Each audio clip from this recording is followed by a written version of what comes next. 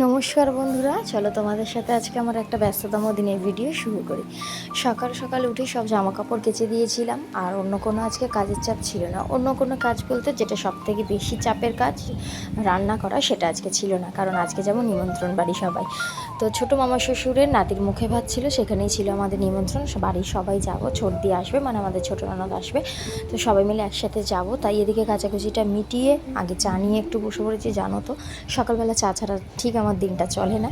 তো যাই হোক, একা একা বসে বসে খাচ্ছিলাম। আর মানে তখনও আলো জ্বালিনি, সবাই একটু তাড়াতাড়ি উঠেছি, সব কাজকর্ম সেরে নিয়েছি, সবাই একটু শুয়েই ছিল হয়তো, আমরা কাজ করছিলাম। তো যাই হোক, তারপরে টিফিন করে নিয়ে সৃজুকে একটু পরিষ্কার করে দিয়েছিলাম, কারণ গতকাল এই হাতটা সৃজুর খুলেছিল, তো সেইখানে চামড়াটা একটু কেমন হয়ে গেছে, নোংরা জমে, যেহেতু 1 মাস পুরো ব্যান্ডেজটা ছিল, সেটাই ভিজিয়ে রেখে ওকে পরিষ্কার করে দিচ্ছিলাম। আর এই ছোটো ব্যান্ডেজটা এখন ওকে দিয়েছে। তো যাই হোক, সব কিছু সেরে ওকে পরিষ্কার করে দিয়ে নিজেরাও রেডি হয়ে বেরিয়ে পড়েছি। এই যে দেখো, এখন যাচ্ছি সবাই মিলে, দিই ভাই, হিরণ, আর পিছনে আরও লোক আছে, সবাই মিলে একসাথে বেরিয়েছি।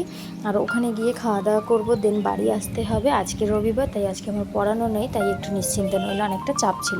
খাওয়া দাওয়া করতে করতে যেন প্রায় আমাদের 3:30 বেজে গেছে, কারণ ও শ্রীজুকে আগে খাইয়ে দিয়েছিলাম, তারপরের ব্যাচে আমি বসেছিলাম।